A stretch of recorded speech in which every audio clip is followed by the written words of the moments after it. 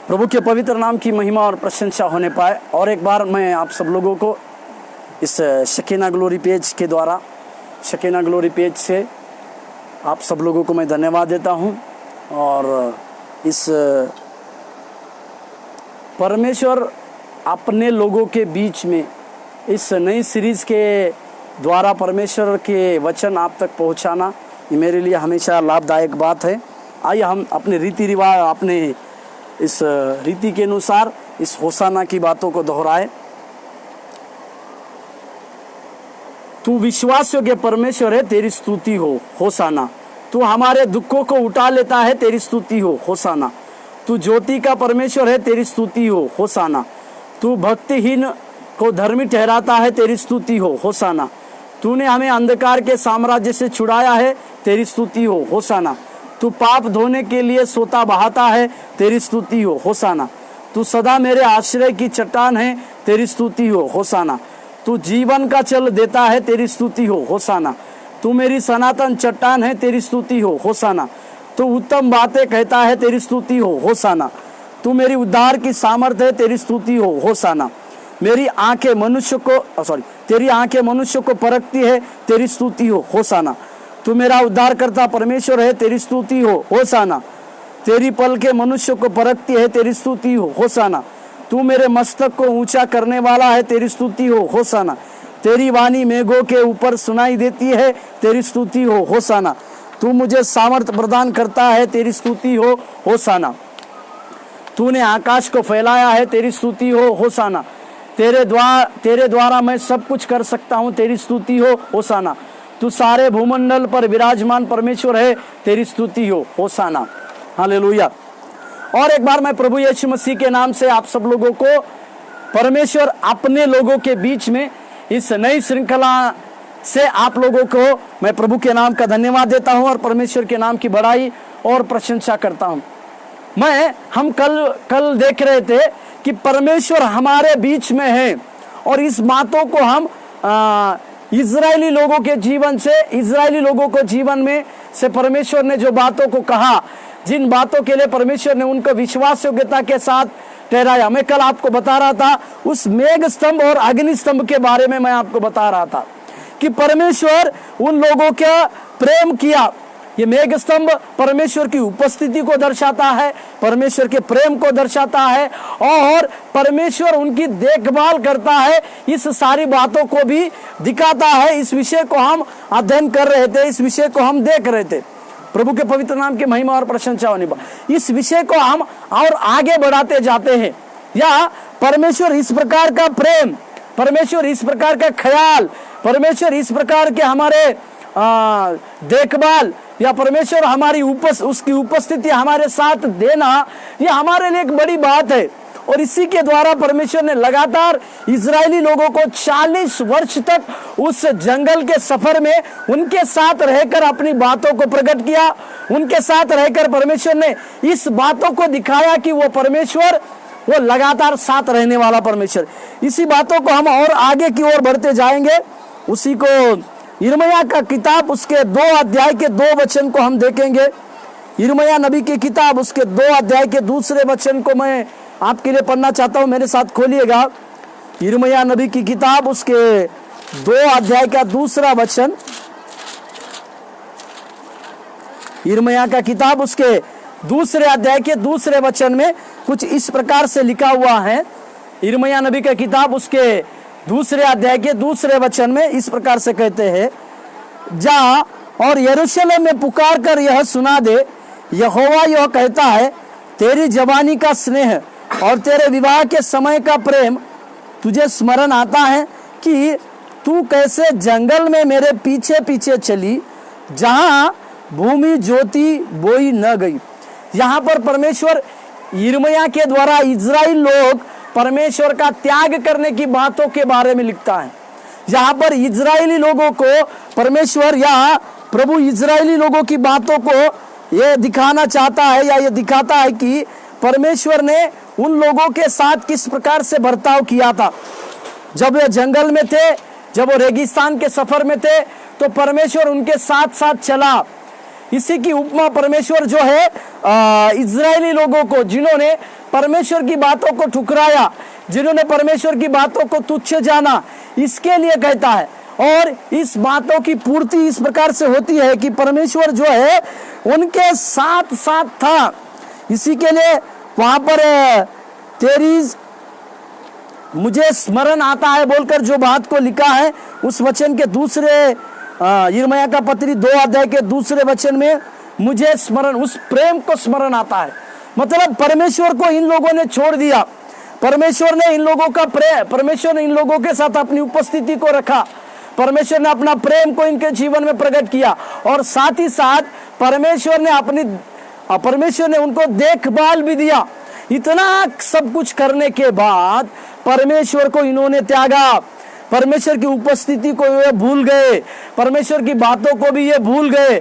इस सारी बातों में परमेश्वर इनको कुछ कहना चाहता है। इसी को यिर्मयाह की उस वचनों को स्मरण आते हुए देखता है। और साथ ही इजराइल के आरंभिक इतिहास में लोग भक्ति पूर्णता से प्रभु पर भरोसा करते थे। इजराइल का जब आरंभ हुआ, इजराइल देश के लोगों को परमेश्वर छुड़ाने की जो बातों को किया, या मैं इस प्रकार से कहूं, फिरौन के हाथों से जब मूसा ने इनको छुड़ाया, उस समय से कुछ दिन परमेश्वर के लोग, इजराइल के लोग जो है भक्ति पूर्णता से परमेश्वर के ऊपर भरोसा रखते थे। हालेलुया। परमेश्वर के ऊपर ये इजरायली लोग जो है भक्ति भाव के साथ, एक प्रेम भाव के साथ विश्वास को रखते थे। और उनके इजरायली लोगों के संबंध परमेश्वर के साथ इतने, इजरायली जाति के लोगों के संबंध परमेश्वर के साथ इतने घनिष्ठ थे, जिसकी उपमा एक पत्नी को दी गई है। जैसे एक पति का संबंध अपने पत्नी के साथ किस प्रकार से घनिष्ठ होता है, उसी तरह से इस इजरायली लोग उस महान परमेश्वर के साथ उनका संबंध था। वो परमेश्वर की बातों को भक्ति पूर्णता से करते थे, परमेश्वर की बातों को अपने संपूर्ण मन से स्वीकार कर कहते थे। इसी के लिए इस वचनों को एक पत्नी की तुलना, पत्नी जैसे एक पति के साथ एक घनिष्ठ रिश्ता में रहती है, घनिष्ठ संबंध में रहती है, एक प्यार के स्वभाव में रहती है, इसी के लिए इजरायली लोगों की तुलना यहाँ पर एक पत्नी के द्वारा होती है। इस बातों को हमें समझने की आवश्यकता है। और यिर्मयाह का पत्री उसके 3 के 14वें वाक्य को मैं पढ़ता हूँ। यिर्मयाह का पत्री 3 अध्याय और 14वें पद, वो इस प्रकार, हे भटकने वाले लड़कों लौट आओ, क्योंकि मैं तुम्हारा स्वामी हूँ। यहोवा की यह वाणी है, प्रत्येक नगर पीछे एक और प्रत्येक कुल पीछे 2 को लेकर मैं सियोन में पहुंचा दूंगा। यहाँ पर पहले 14 वचन के पहले भाग में इस प्रकार से आया हुआ है कि भटकने वाले लोगों लड़के लौट आओ, क्योंकि मैं तुम्हारा स्वामी हूँ। यहाँ पर परमेश्वर जो प्रभु से भटके हुए हैं, या जो लोग परमेश्वर से भटक रहे हैं, जो लोग परमेश्वर की बातों को स्वीकार नहीं कर रहे हैं, जो परमेश्वर के प्रेम को स्वीकार नहीं कर रहे, ऐसे लोगों के बारे में परमेश्वर कहता है कि लौट आओ। और वहां पर वो अपने आप को कहता है कि मैं तुम्हारा स्वामी हूं। यानी परमेश्वर यहाँ पर अपने आप को एक पति की उपमा में देता है, और जो भटक गए हैं उनको एक पत्नी की उपमा देता है। इस बातों को यिर्मयाह इस जगह पे प्रकट करता है। और एक वचन को पढ़िएगा, यिर्मयाह का किताब 31 का 32वें वाक्य, यिर्मयाह की किताब उसके 31वें अध्याय और 32वें वाक्य, 31 अध्याय के 32वें वाक्य में, परंतु जो वाचा मैं उन दिनों के बाद इजराइल के घराने से बांधूंगा वह यह है, मैं अपनी व्यवस्था उनके मन में समाऊंगा और उसे उनके हृदय पर लिखूंगा, और मैं उनका परमेश्वर ठहरूंगा और वे मेरी प्रजा ठहरेंगे, क्योंकि यहोवा की यह वाणी। यहाँ पर परमेश्वर अपने हृदय की बात को कहता है, अपने मन की बात को कहता है। इसी इजरायली लोगों के जीवन में या इजराइल देश के लोगों के लिए परमेश्वर ये बात को कहता है कि मैं अपनी बातें, अपनी वाचा की बातें इस सारे इजरायली लोगों के हृदय पर लिखूंगा। इसका मतलब परमेश्वर उनके साथ साथ था, परमेश्वर उनके साथ साथ चला है, परमेश्वर उनके साथ साथ लगातार रहने के द्वारा इस बातों को हम उनके जीवन में होते हुए देख पाते हैं और समझ पाते हैं। और एक वचन मेरे साथ पढ़िएगा, यशायाह नबी का किताब 54 अध्याय के 5वें वाक्य, यशायाह 54 के 5, यशायाह 54 अध्याय, यशायाह 54 अध्याय के 5वें वाक्य, उसमें इस प्रकार से कहा गया है, यशायाह का किताब 54 में अध्याय के 5वें वाक्य में, क्योंकि तेरा कर्ता तेरा पति है, इसका नाम सेनाओं का यहोवा है, और इज़राइल का पवित्र तेरा छुड़ाने वाला है, वह सारी पृथ्वी का भी परमेश्वर कहलाएगा। फिर से परमेश्वर इस जगह पे अपने आप को इज़राइल लोगों के लिए एक पति की उपमा देता है। इसका मतलब परमेश्वर उनके मध्य में रहना चाहता था, परमेश्वर उनके साथ साथ रहना चाहता था। इसी के लिए परमेश्वर उनको परमेश्वर एक पति की उपमा देता है, इसी के लिए परमेश्वर उनको एक पत्नी की उपमा देता है। इस बातों को हम समझते हैं और इस बातों को हमें समझने की आवश्यकता है। और साथ ही परंतु इज़राइल के समस्त घराने ने परमेश्वर को छोड़ दिया और दूसरे देवताओं के पीछे हो गए।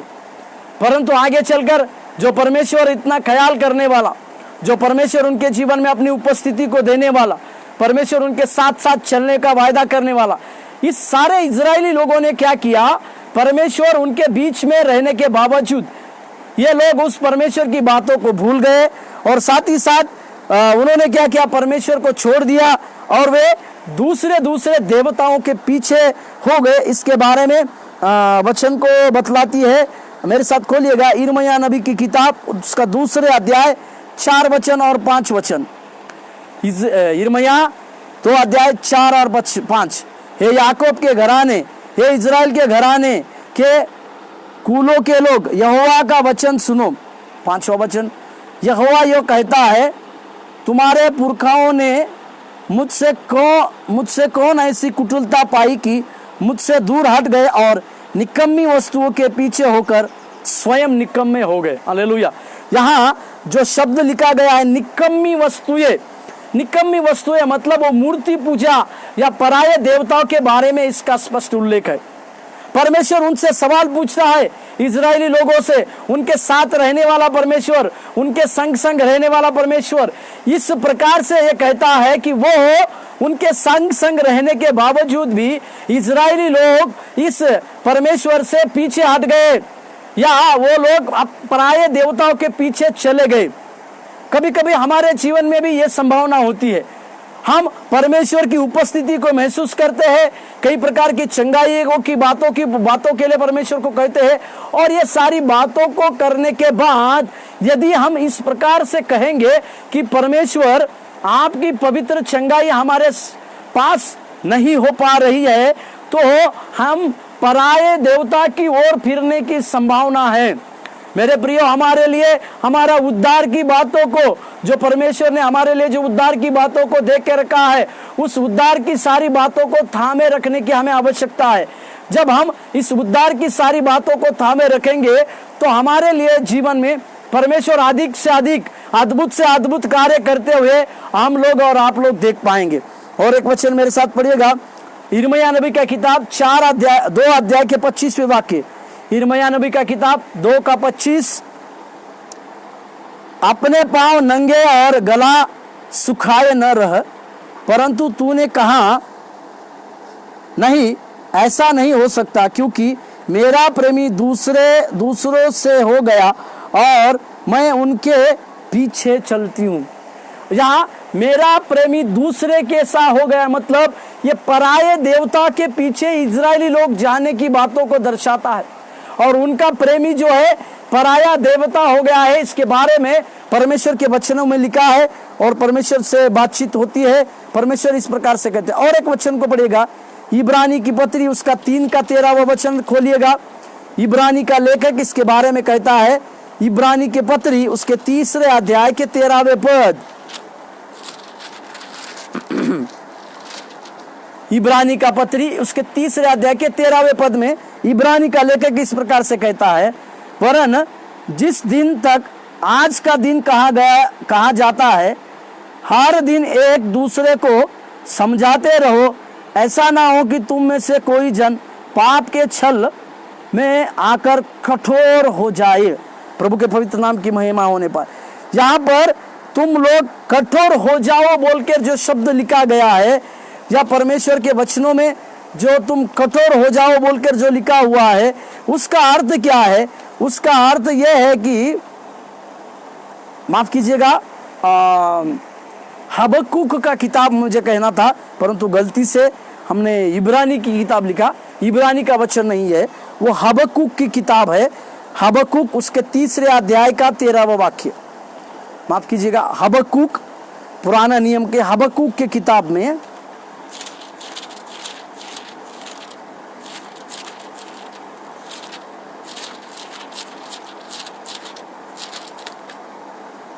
हबक्कुक की किताब उसके 3 अध्याय के 13वें पद, हबक्कुक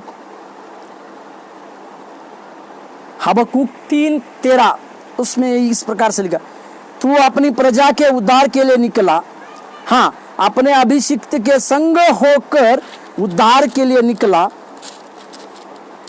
तूने दुष्ट के घर के सिर को कुचल कर उसे गले से नींव तक नंगा कर दिया। यहाँ 13वें पद में इस प्रकार से कहते हैं कि परमेश्वर अपने अभिषिक्त को लेकर अपने प्रजा का उद्धार करने के लिए निकला है। हालेलुया, प्रभु के पवित्र नाम की महिमा और प्रशंसा होने पर परमेश्वर का हमारे से निकलना, प्रभु का निकलना क्या है? परमेश्वर उद्धार करने के लिए निकला है। परमेश्वर इजरायली लोगों का उद्धार करने के लिए निकला था, परंतु क्यों परमेश्वर उनका उद्धार करना चाहता था? क्योंकि परमेश्वर उनके मध्य में रहा, परमेश्वर उनके साथ रहा, और उनके साथ साथ रह के परमेश्वर की योजना थी उनका उद्धार कर उनको उस अनंत जीवन की बातों में लेकर चले, जिसके लिए परमेश्वर ने उनको संभाला और उनके जीवन में कार्य किया। कुछ वचनों को हम पढ़ते हैं मेरे साथ। निर्गमन की पत्री 13 का 21वें वाक्य को पढ़िए।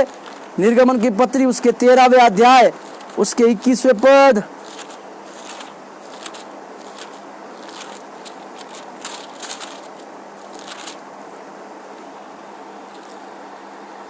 और यहोवा उन्हें दिन को मार्ग दिखाने के लिए मेघ के खंभे में और रात को उजियाला देने के लिए आगे के खंभे में होकर उनके आगे आगे चला करता था, जिससे वे रात और दिन दोनों में चल सके। हालेलुया।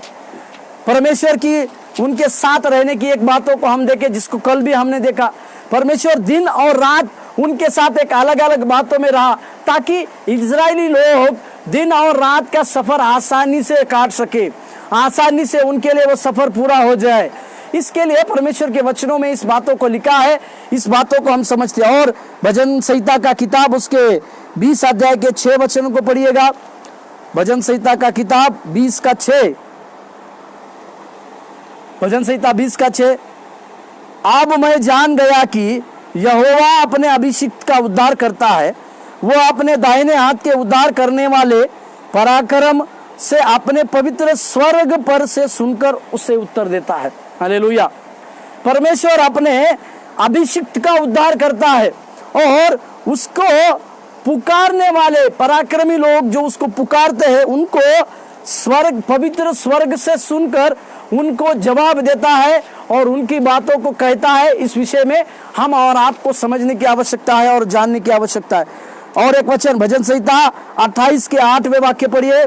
भजन संहिता 28, भजन संहिता का किताब 28वें अध्याय 8वें वाक्य, भजन संहिता 28:8, यहोवा अपनी प्रजा का बल है, वो अपने अभिषिक्त के लिए उद्धार का दृढ़ गढ़ है। हालेलुया।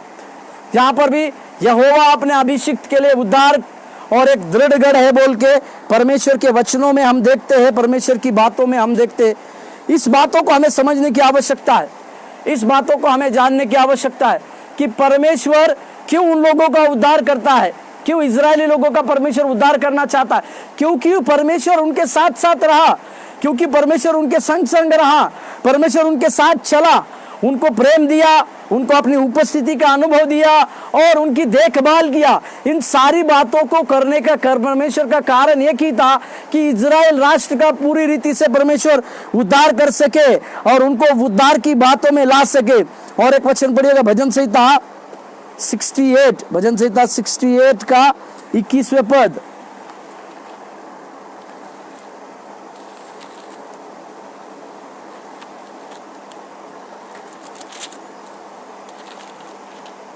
भजन संहिता का किताब 68 का 21वें पद। निश्चय परमेश्वर अपने शत्रुओं के सिर पर और जो अधर्म के मार्ग पर चलता रहता है उसकी बाल भरी खोपड़ी पर मार मार के उसे चूर करेगा। हालेलुया। यहाँ पर जो उसे चूर करेगा बोलकर लिखा है, मतलब परमेश्वर विरोधियों का नाश करेगा परंतु धर्मियों को परमेश्वर बचाएगा। इसके बारे में कहता है, इसके बारे में हम जानते हैं और समझते हैं। और एक वचन मेरे साथ खोलिएगा, भजन संहिता का किताब 110 का 6, भजन संहिता का किताब 110वें अध्याय उसके 6 पद में। भजन संहिता का किताब 110 का 6, भजन संहिता का किताब 110वें अध्याय के 6 पद। वह जाति जाति में न्याय चुकाएगा, रणभूमि शवों से भर जाएगी, वह लंबे चौड़े देश के प्रधान को चूर कर देगा। हालेलुया। इसका मतलब क्या है? इसका मतलब परमेश्वर जो है उन सारे वो सारे घमंडियों के देशों को, उनके राजाओं को नष्ट करेगा। इसमें परमेश्वर की धार्मिकता और परमेश्वर की बातों को हम देखते हैं। और एक वचन मेरे साथ खोलिएगा, निर्गमन की पत्री उसके 14वें अध्याय,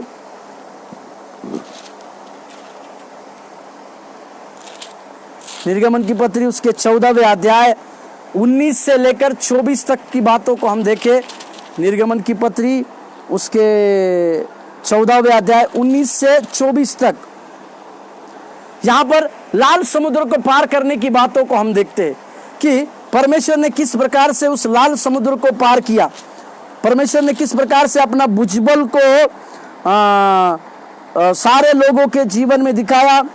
निर्गमन की किताब 19वें अध्याय निर्गमन की किताब 14 अध्याय 19 से 24 तक की बातों में परमेश्वर ने किस प्रकार से उनको महिमा दिखाया और किस प्रकार से परमेश्वर ने बादल का खंबा को भी दिखाया। इसके बारे में कहते हैं मेरे साथ 14 अध्याय 19। तब परमेश्वर का दूत जो इजरायली सेना के आगे आगे चला करता था जाकर उनके पीछे हो गया और बादल का खंबा उनके आगे से हटकर उनके पीछे जा ठहरा।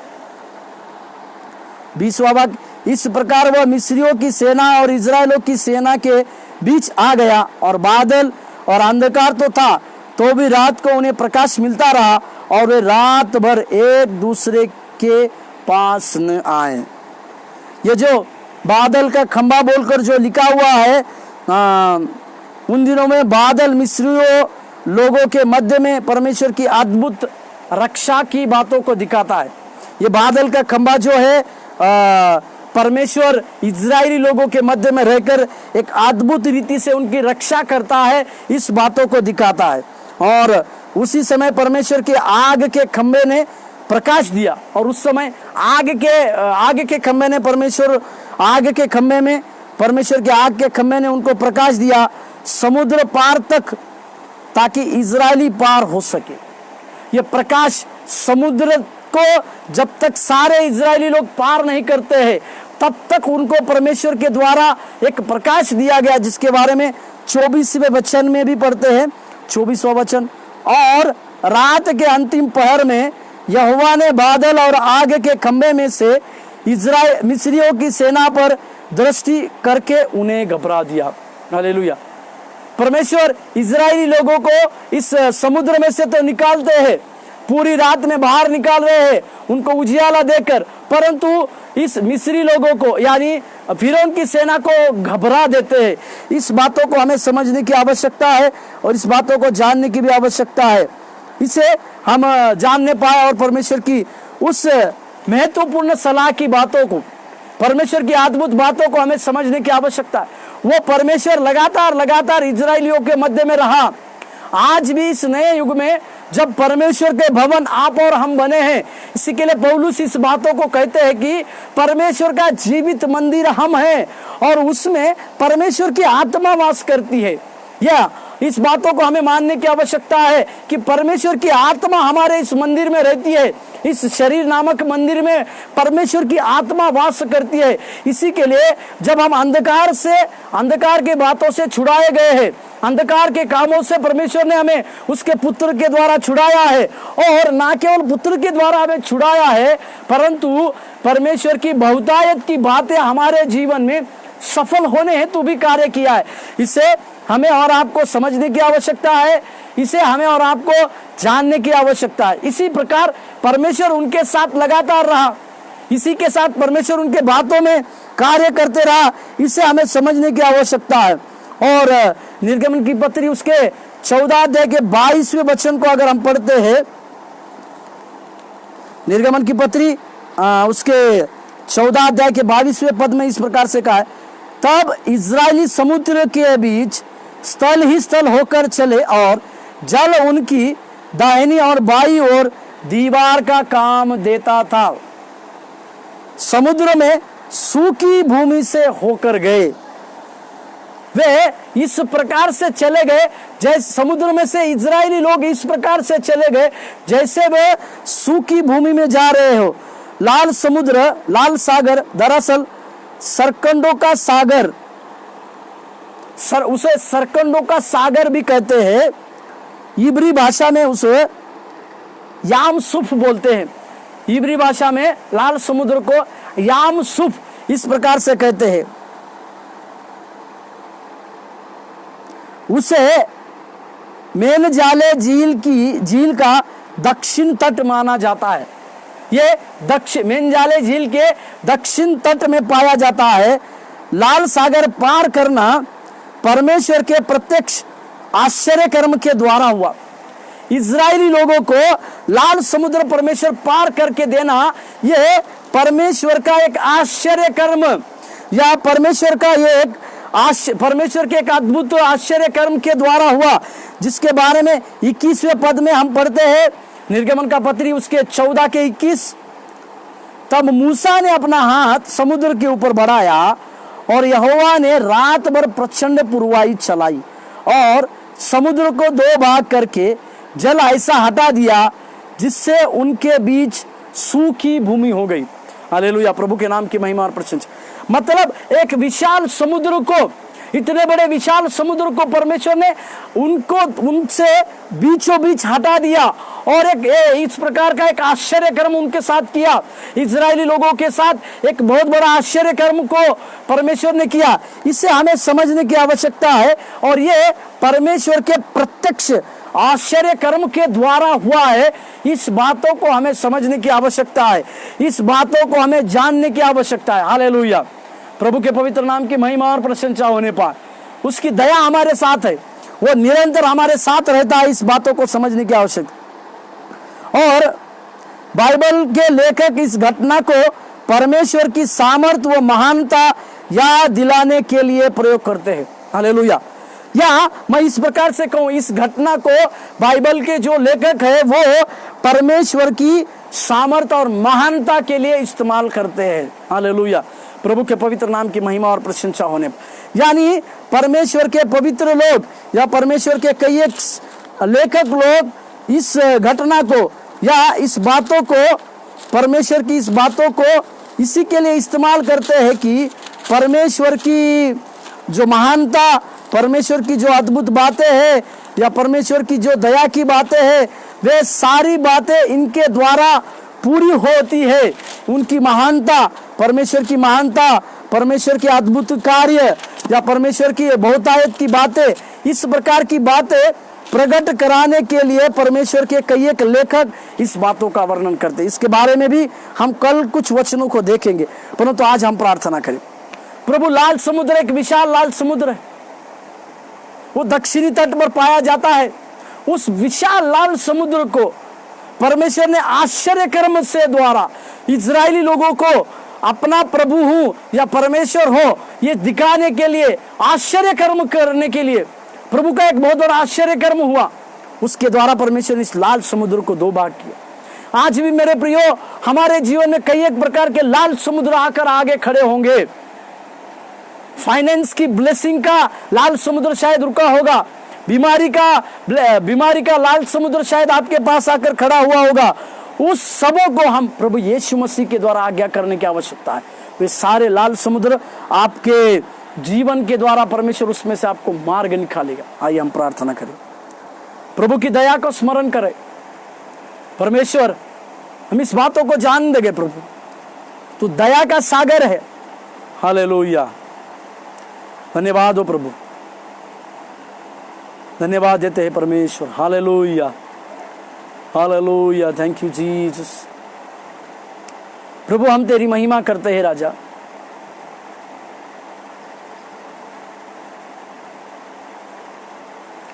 हालेलुया, प्रभु हम तेरी महिमा और प्रशंसा स्तुति करते हैं राजा। तो अपने वचन के द्वारा हमें संभालता है। इजरायली लोगों के मध्य में रहने वाला परमेश्वर आज भी हमारे मध्य में है। इस बातों की पूर्ति आपके वचनों के द्वारा होती है। इसके लिए प्रभु आपके पवित्र नाम को हम धन्यवाद देते हैं, आपके महान नाम को हम धन्यवाद देते हैं।